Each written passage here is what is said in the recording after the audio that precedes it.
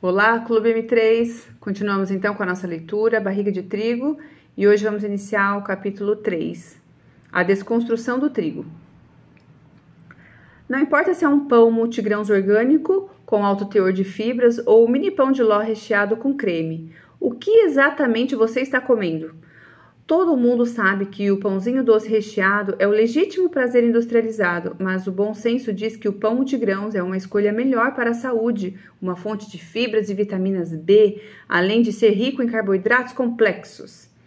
Ah, mas a história não é tão simples assim. Vamos olhar de perto o conteúdo desse cereal e tentar entender por quê. Independentemente da forma, cor, teor de fibras, de ser orgânico ou não, ele tem potencial para fazer coisas estranhas com os seres humanos. Subtítulo: Trigo, o supercarboidrato. A transformação da gramínea silvestre domesticada do Neolítico nos rocamboles de canela, churros e rosquinhas macias contemporâneos exige mais que um pouco de prestidigitação.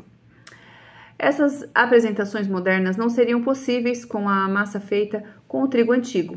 Uma tentativa de fazer uma rosquinha recheada de geleia com o trigo acorn, por exemplo, resultaria num produto sem liga, que se esfarelaria à toa e não conseguiria segurar o recheio.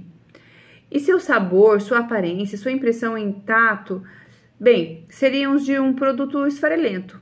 Além de hibridar o trigo em busca de um aumento de produtividade, os geneticistas da planta também procuraram gerar híbridos que tivessem propriedades mais adequadas à transformação. Deixa eu ver aqui. Oh, meu Deus.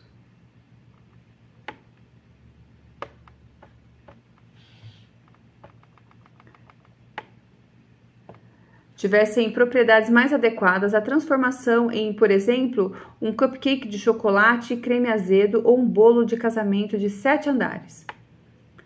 A farinha do Triticum aestivum moderno tem, em média, 70% do seu peso de carboidratos. As proteínas e as fibras indigeríveis representam cada uma de 10 a 15% do peso total da farinha.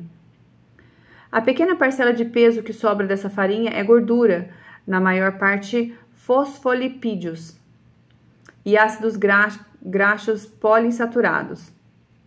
É interessante constatar que o trigo antigo tem um teor mais alto de proteína. O trigo Emmer, por exemplo, contém 28% ou mais de proteína.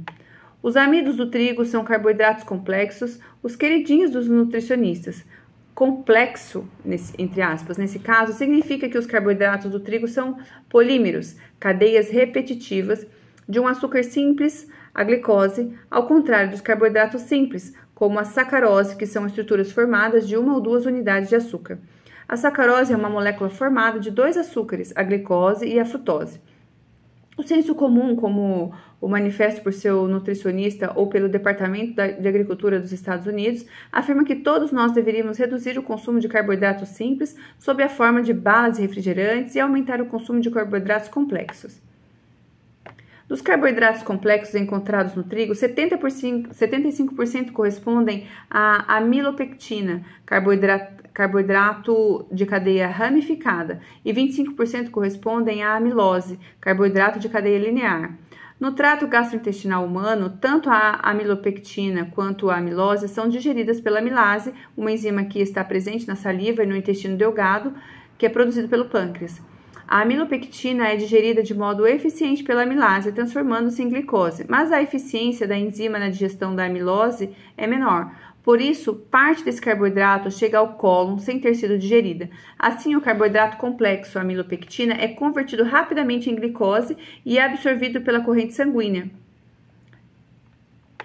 E por ser digerido com mais eficiência, é o principal responsável por um dos efeitos do trigo, o aumento do nível de glicose no sangue. Outros carboidratos presentes na alimentação também contêm amilopectina, mas não o mesmo tipo de amilopectina do trigo. A estrutura ramificada da amilopectina varia conforme sua fonte. A amilopectina proveniente de leguminosas, chamadas de amilopectina C, é a menos digerível, daí os versinhos repetidos pelas crianças em idade escolar. Aqui tem uma frase, em inglês, enfim, que, né, para eles lá faz sentido, né, que pra gente talvez nem todos conheçam.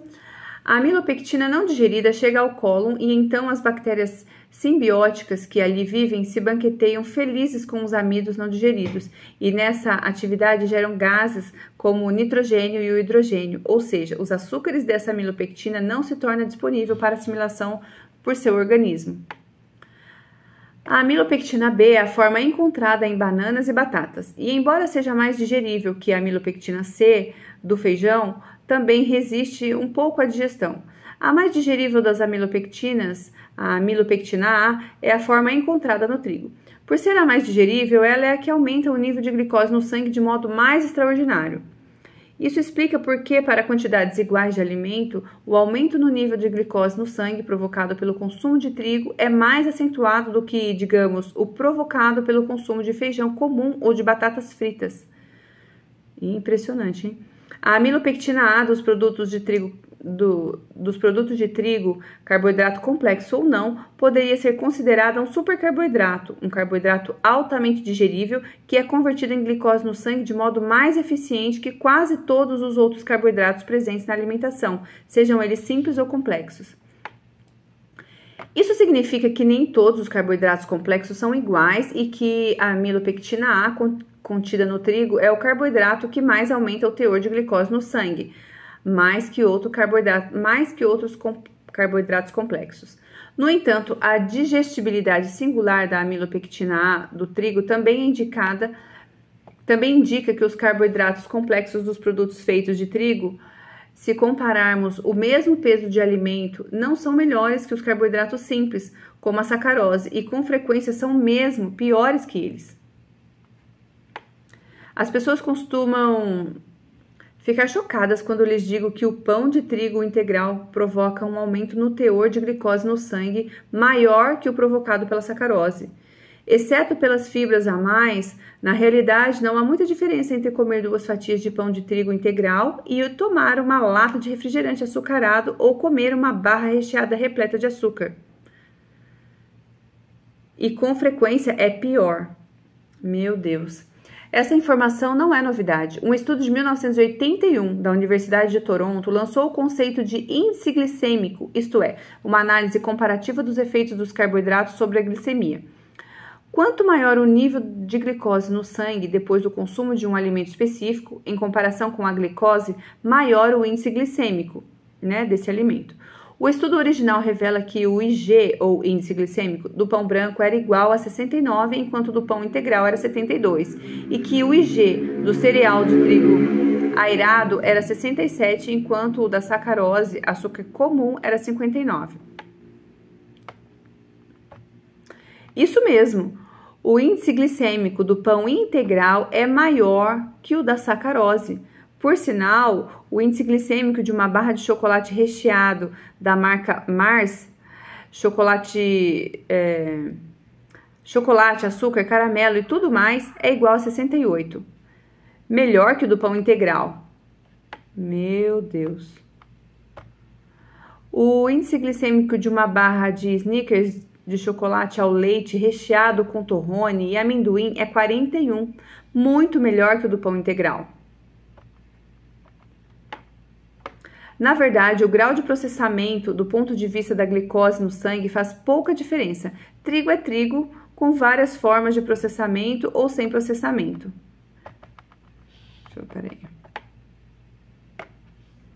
Simples ou complexo, com alto ou baixo teor de fibra, todas elas gerando taxas similarmente elevadas da glicose no sangue. Da mesma forma que moleques serão sempre moleques, a amilopectina A será sempre amilopectina A. Em voluntários saudáveis e esbeltos, 2 fatias de tamanho médio de pão de trigo integral provocam um aumento de 30 mg por decilitro, de 93 para 123 da taxa de glicose no sangue, nem um pouco diferente do efeito provocado pelo pão branco. Em pessoas com diabetes, tanto o pão branco quanto o pão de trigo integral elevam o nível de glicose no sangue de 70 a 120 mg por decilitro, acima dos níveis iniciais. Uma observação compatível também produzida no estudo original da Universidade de Toronto, bem como por pesquisas subsequentes, revela que o índice glicêmico de um macarrão é mais baixo quando medido 2 horas depois da ingestão, sendo que o espaguete de trigo integral apresenta um índice glicêmico igual a 42, enquanto o índice glicêmico do espaguete de farinha branca é 50.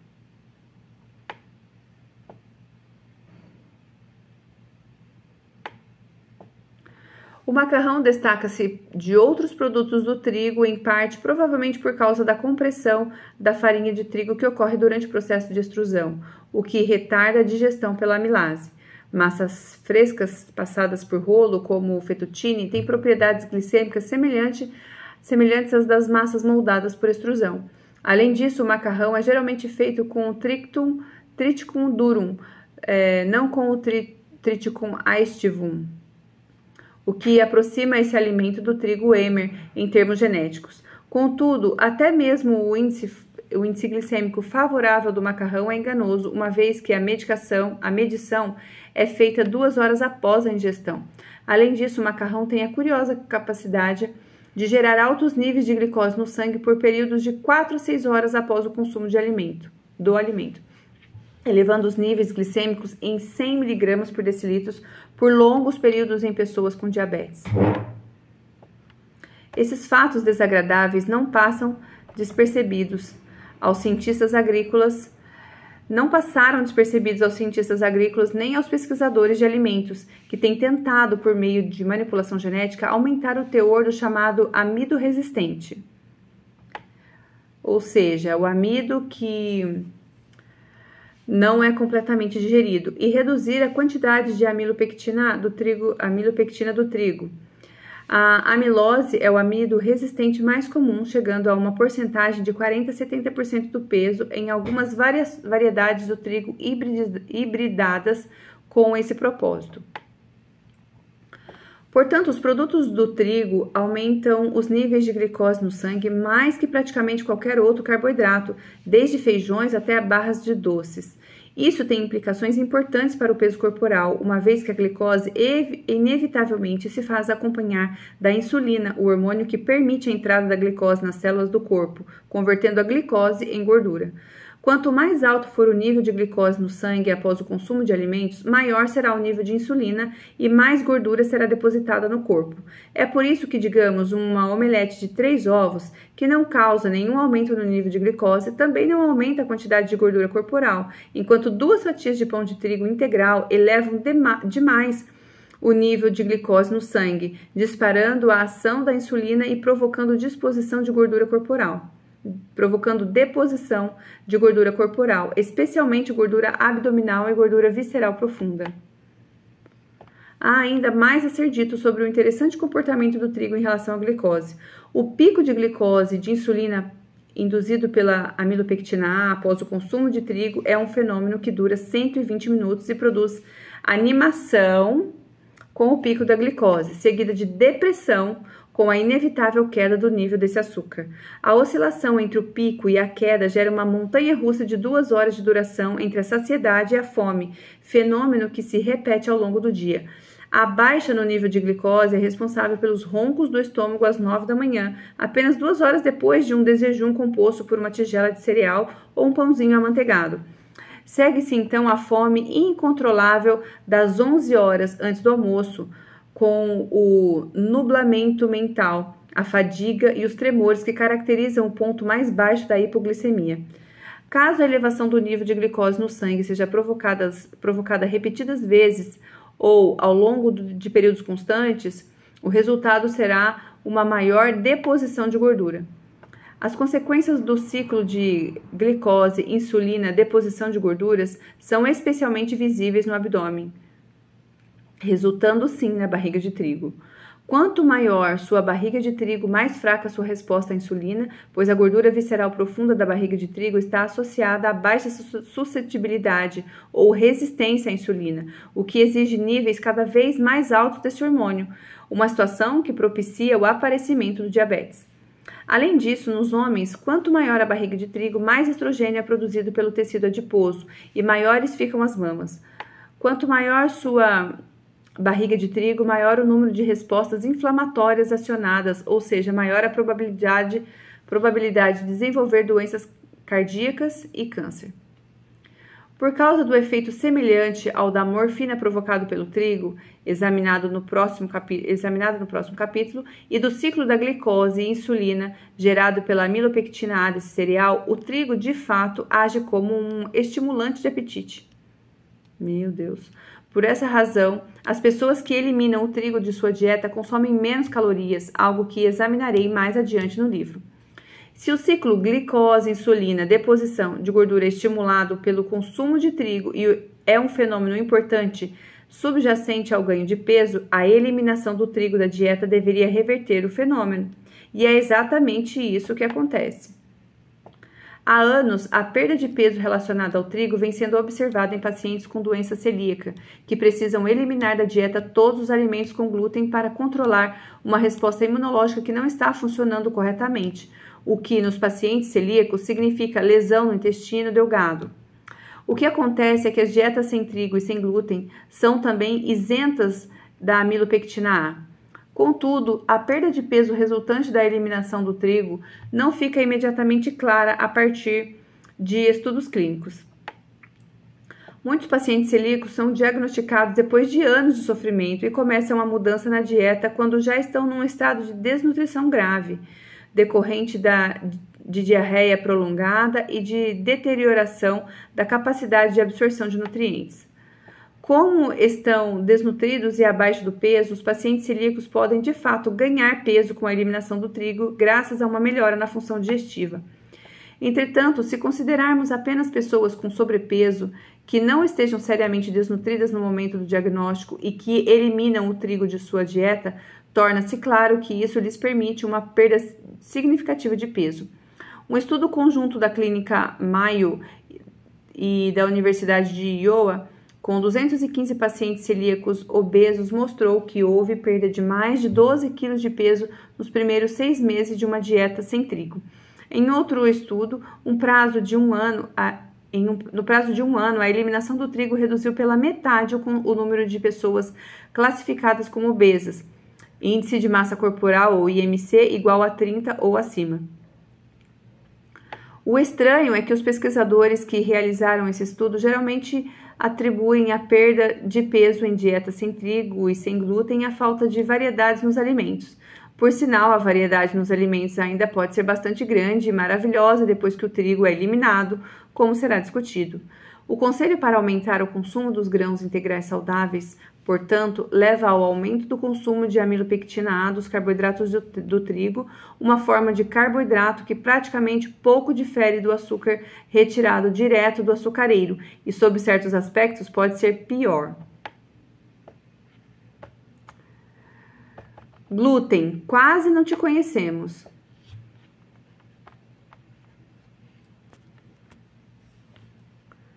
Se juntássemos água à farinha de trigo, sovássemos a mistura até formar uma massa e então enxaguássemos essa bola de massa em água corrente para eliminar todo o amido e a fibra, restaria uma mistura proteica chamada glúten. O trigo é a principal fonte de glúten na dieta, não apenas porque os produtos do trigo se tornaram predominantes, mas também porque a maioria dos norte-americanos não criou o hábito de consumir quantidades abundantes de cevada, centeio, bulgur, kamut ou triticale, outras fontes de glúten. Na prática, portanto, quando falo de glúten, estou me referindo basicamente ao trigo. Embora o trigo, se considerarmos o peso, seja na maior parte um carboidrato na forma de amilopectina A, o glúten é o que faz o trigo ser trigo. O glúten é componente específico do trigo que faz da massa uma massa elástica, plástica, sob a ação do rolo, esticável, torcível, malabarismos de panificação que não podem ser realizados com farinha de arroz, de milho ou de qualquer outro cereal. É o glúten que permite ao pizzaiolo trabalhar e esticar a massa até moldá-la na característica forma achatada. É ele que permite que a massa se estique e cresça quando a fermentação a enche de bolhas de ar. As qualidades características da massa Da simples mistura de farinha de trigo e água, características que os cientistas que estudam os alimentos chamam de viscoelasticidade e coesividade, são devidas ao glúten. Embora o trigo seja composto principalmente de carboidratos e contenha apenas 10% a 15% de proteínas, 80% dessas proteínas correspondem ao glúten. O trigo sem o glúten perderia as qualidades peculiares que transformam a massa em rosca, pizza ou focaccia. Eis uma aula rápida sobre essas coisas chamada glúten, uma aula que poderia ser classificada como Conhece o teu inimigo. Os glútens são as proteínas de armazenamento do pó do trigo, um meio de a planta guardar carboidrato e nitrogênio para a germinação das sementes que originarão novas plantas. A levedação, o processo de crescimento, que resulta da união do trigo com o fermento, não ocorre sem o glúten e é, portanto, específico da farinha de trigo. O termo glúten abrange duas famílias básicas de proteínas, as gliadinas e as gluteninas. As gliadinas, grupo de proteínas que aciona de modo mais intenso a resposta imunológica nos casos de doenças celíacas, tem três subtipos: alfa, beta gliadina, gama gliadina e ômega gliadinas. Como as amilopectinas, as gluteínas são polímeros, isto é, longas estruturas que repetem várias vezes unidades estruturais mais básicas. A força da massa deve-se aos longos polímeros de glutenina, uma característica geneticamente programada, selecionada deliberadamente pelos cultivadores de plantas. O glúten de uma linhagem de trigo pode ser bem diferente em sua estrutura daquele de outra linhagem. As proteínas do glúten do trigo Acorn, por exemplo, são diferentes das proteínas do glúten de trigo Emmer, que por sua vez são diferentes das proteínas do trigo do Triticum aestivum. Como o Acorn, de 14 cromossomos, com seu conjunto de genes comumente chamado de genoma A, tem o menor conjunto cromossômico, ele codifica o menor número e a menor variedade de glútens. O trigo Emmer, de 28 cromossomos, com o genoma A mais o genoma B, codifica uma variedade maior de glúten. O Triticum aestivum, de 42 cromossomos, com os genomas A, B e D, é de todos o que apresenta a maior variedade de glútens, mesmo antes de qualquer manipulação humana de seus cruzamentos. Nos últimos 50 anos, os esforços de hibridização do Triticum aestivum geraram numerosas mudanças adicionadas nos genes codificadores de glúten dessa espécie, em sua maioria modificações deliberadas do genoma D, que conferem à farinha características estéticas e de adequação à panificação. De fato, os genes localizados no genoma D costumam ser os mais frequentemente detectados como fonte de glútens que provocam a doença celíaca. Foi, portanto, o genoma D do Triticum aestivum moderno que, como alvo de todas as formas de malabarismo genético por parte dos geneticistas de plantas, acumulou mudanças consideráveis em características geneticamente determinadas nas proteínas do glúten. Ele é também, possivelmente, a origem de muitos dos estranhos fenômenos de saúde que atingem as pessoas que consomem esse tipo de trigo. Não é apenas o glúten. Esse é o subtítulo. O glúten não é o único vilão em potencial à espreita na farinha de trigo. Além do glúten, os cerca de 20% de outras proteínas não glutinosas do trigo incluem albuminas, prolaminas e globulinas, sendo que cada uma delas também pode variar de uma linhagem de trigo para outra. No total, há mais de 1000 outras proteínas que têm funções diversas, como, por exemplo, proteção do grão contra ataques de patógenos, resistência à água e funções relacionadas à reprodução. Há aglutininas, peroxidases, deltamilases, serpinas e acil-CoA-oxidases, sem falar nas 5 formas de glicaldeído, fosfato desidrogenases. E não devo deixar de mencionar a beta-purotionina, as puroindolinas A e B e as sintases do amido. Sintases, acho que é assim mesmo, do amido. O trigo não é só glúten, da mesma forma que a culinária do sul dos Estados Unidos não se resume à canjiquinha.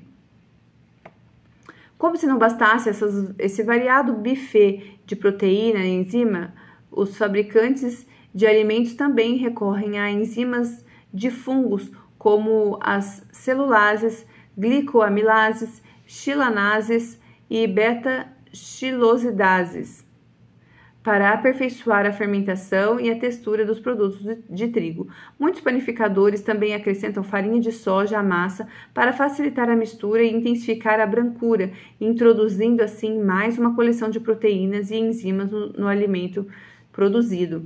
Na doença celíaca, o único exemplo aceito convencionalmente, embora muito subdiagnosticado, de doença intestinal relacionada ao trigo, a proteína do glúten, especificamente a delta-gliadina, provoca uma resposta imunológica que leva alfa-gliadina, provoca uma resposta imunológica que leva à inflamação do intestino delgado, o que causa diarreia e cólicas abdominais incapacitantes.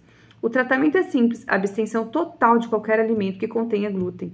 Além da doença celíaca, porém, há também reações alérgicas ou anafiláticas, reações alérgicas severas que resultam em choque. A proteína não glutinosas, essas reações, né?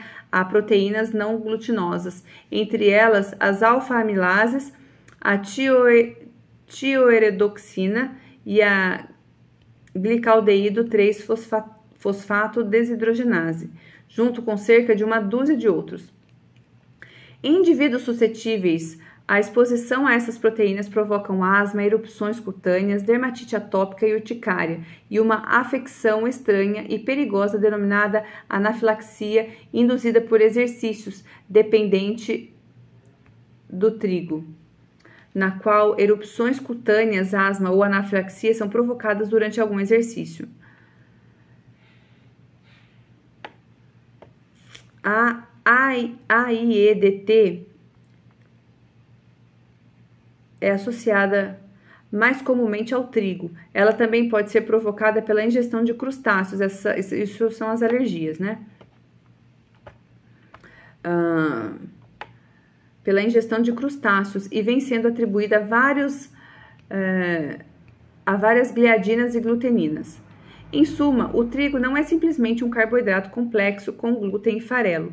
O trigo é uma coleção complexa de compostos bioquímicos exclusivos que variam enormemente segundo o código genético da planta. Se só de olhar para um pãozinho de semente de papula, por exemplo, você não conseguiria distinguir a incrível variedade de gliadinas, outras proteínas do glúten e proteínas não glutinosas ali contidas, muitas das quais são exclusivas no moderno trigo anão de que foi feito o pãozinho. Ao dar-lhe a primeira mordida, você apreciaria a doçura imediata da amilopectina A, à medida que ela leva às alturas a glicose do seu sangue. Em seguida, vamos examinar os inacreditáveis e diversificados efeitos do seu pãozinho e de outros alimentos que contêm trigo sobre a saúde.